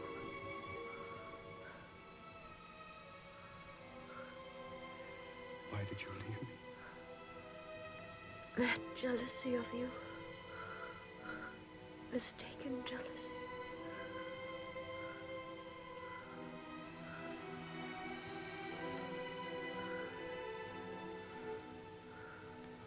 I forgive you. I understand. I am on the very threshold of the next world. Will you not say a word of love before I pass on to it? Only one word. My heart is breaking for it. You nearly broke my heart when you left me.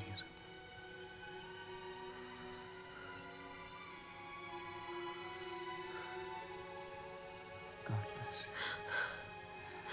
And take you to his rest in heaven.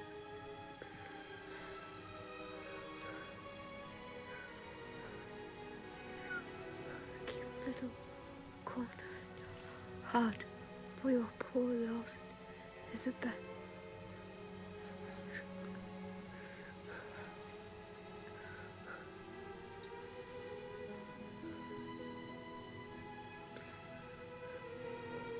Are you leaving me? You're growing faint. I must get help. It is not faint as I think, but death. Oh, farewell.